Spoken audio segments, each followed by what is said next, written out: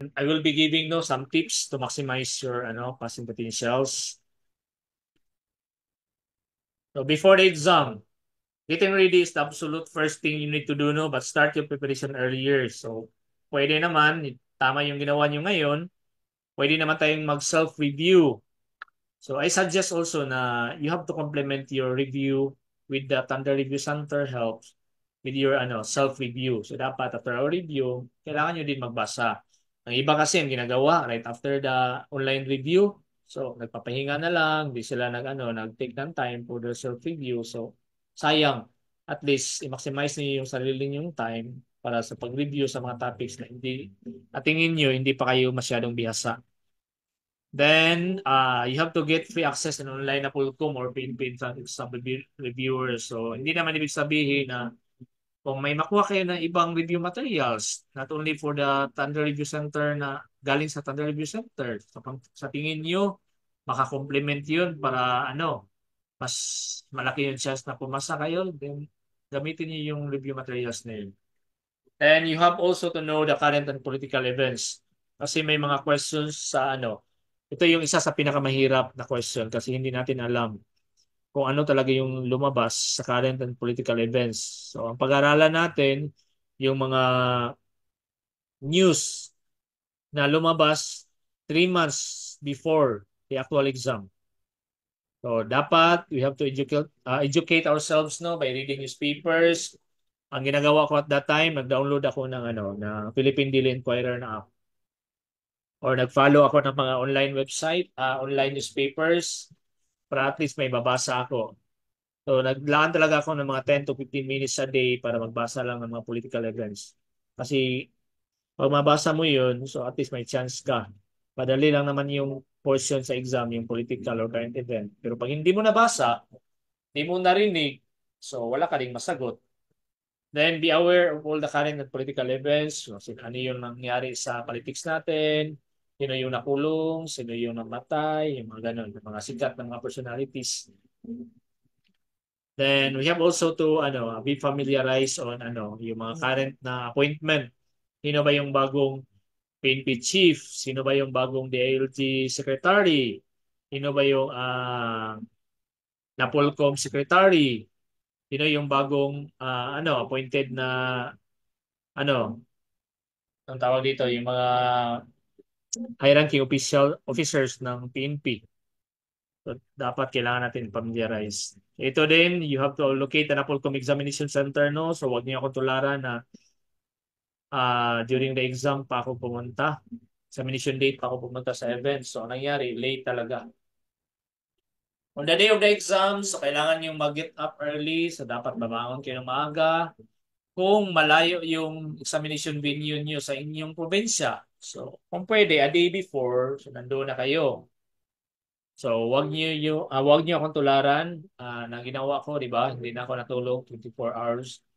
Tapos wala pang almusal, wala pang tubig. So, it's a no-no talaga when you take the exam. So, kailangan din natin kumain para makafocus tayo. Kasi ang mangyari kapag wala kayong kain, so sasakit yung tiyan nyo, sakit yung ulo nyo. So, ma-out of focus na kayo sa exam.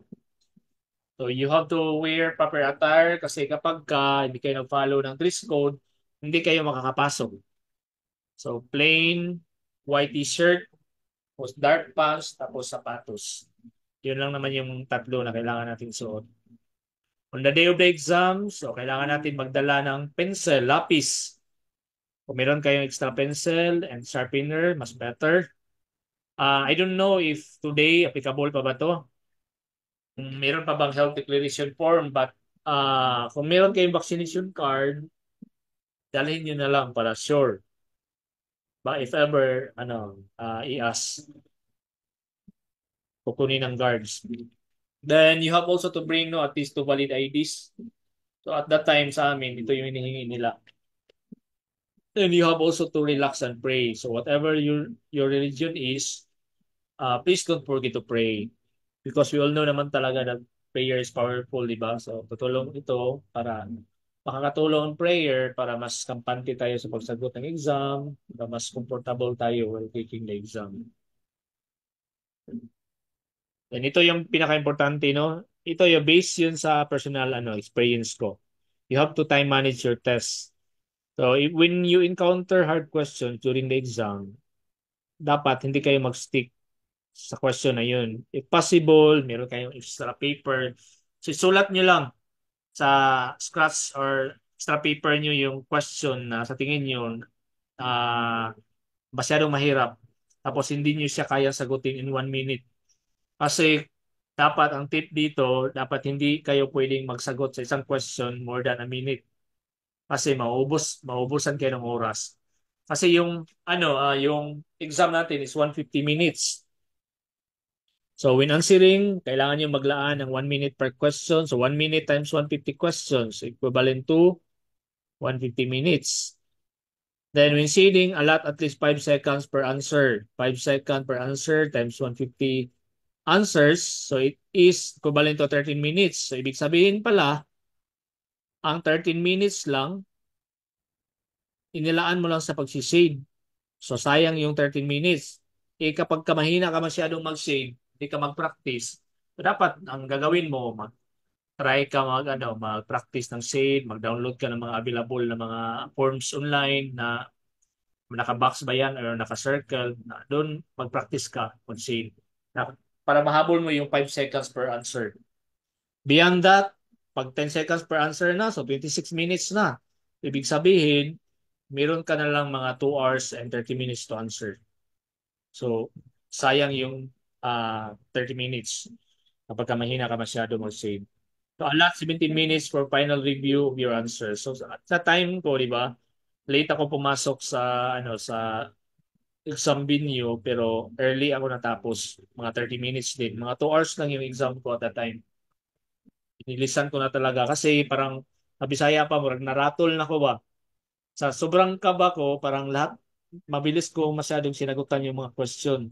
So ano na lang, na-surprise ako na 30 minutes earlier pa pala ako before the time. So I have 30 minutes pa to review my answers. So ako kasi yung type ng examinee or person na kahit alam ko na yung sagot, kahit nakapag-study ako, never akong lalabas sa classroom o sa examination venue ng una. Usually, makikita ako yung pangalawa o panghuli na lumalabas sa classroom. But it doesn't mean na wala akong sagot. Sadyang, minamaximize ko lang talaga yung oras. Kasi sayang din, di ba? Kung ma-review mo yung mga question mo, kung may chance pa na makamali yung sagot mo, and then na-review mo, so yun pa yung magbibigay ng 70%. So sayang masyado. So ang iba, nasasayang ako kasi after mga 2 hours, lumabas na sa exam venue kasi wala daw silang sagot, hindi sila nakapag-aral. So sayang yung 1 hour. So hopefully, tandaan nyo to, no? 1 minute per question rule. Klaro ba so far? Yes Yes po. po, sir. Klaro naman.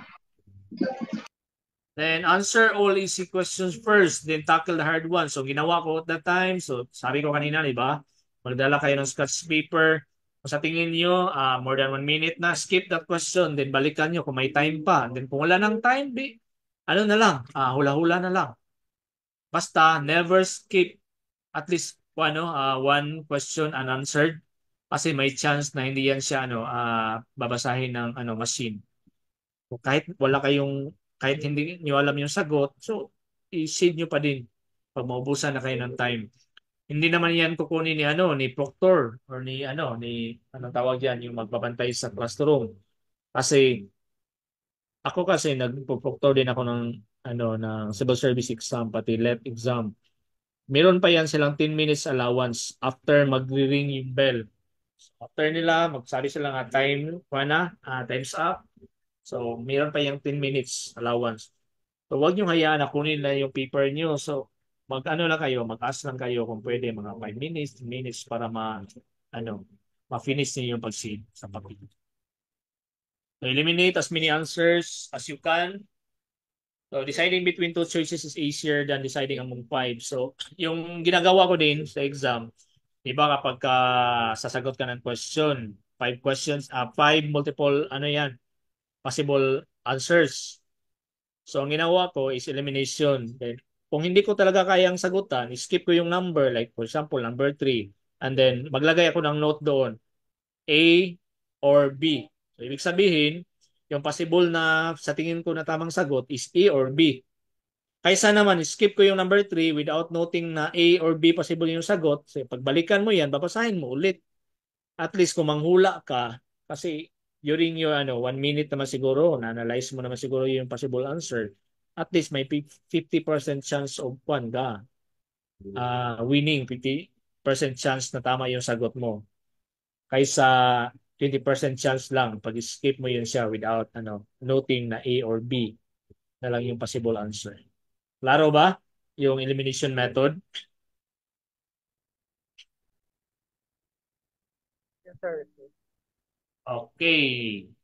So during the exam, try lining up your test booklet with your answer sheet for answering efficiency. So kung pwede sa inyo, i-line up nyo lang yung test booklet pati answer sheet. Use this tip.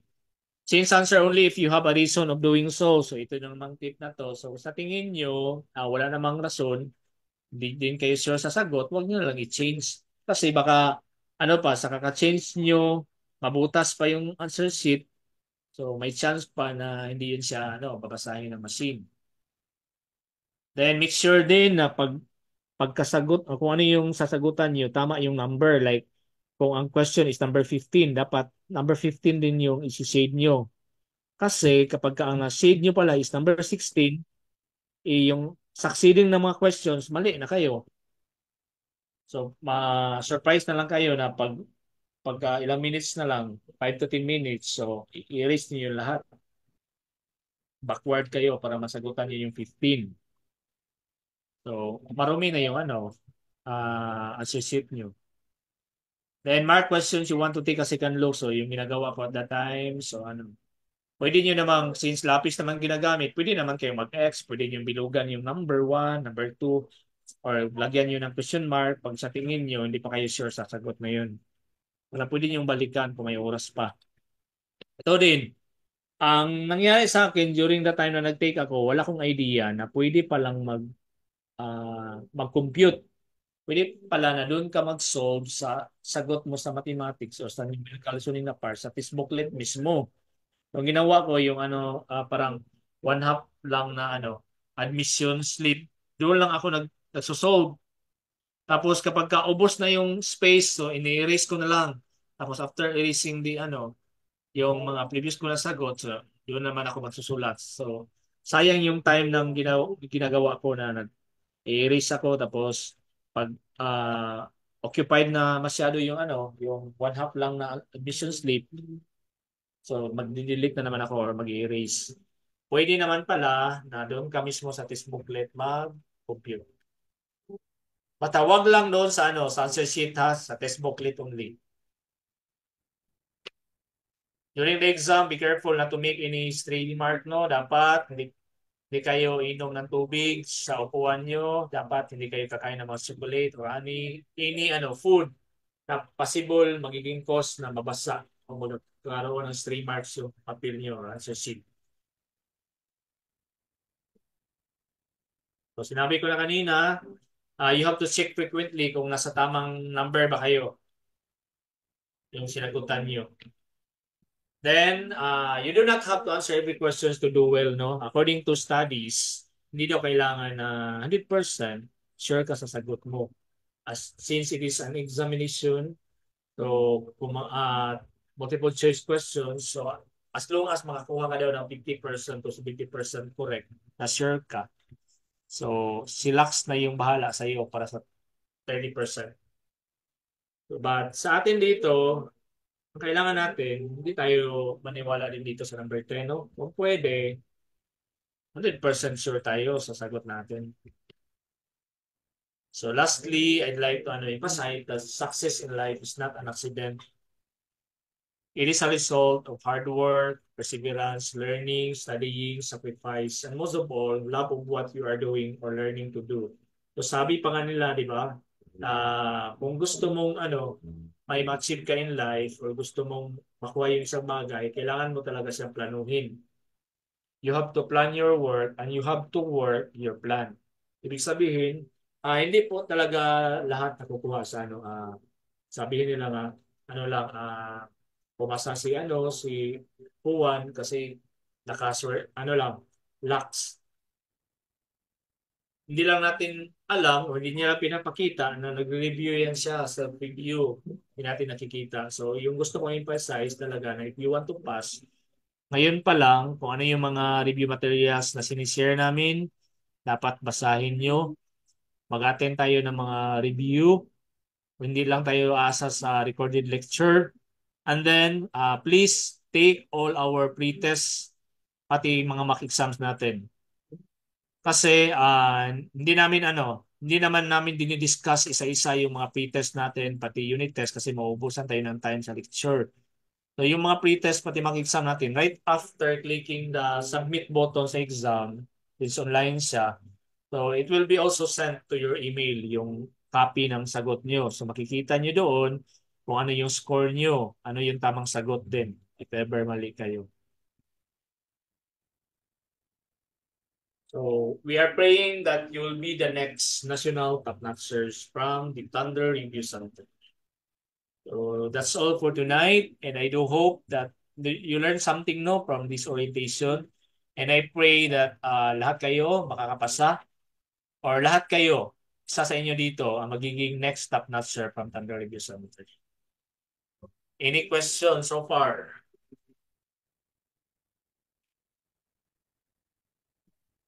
It's your opportunity na to ask if merong hindi klaro.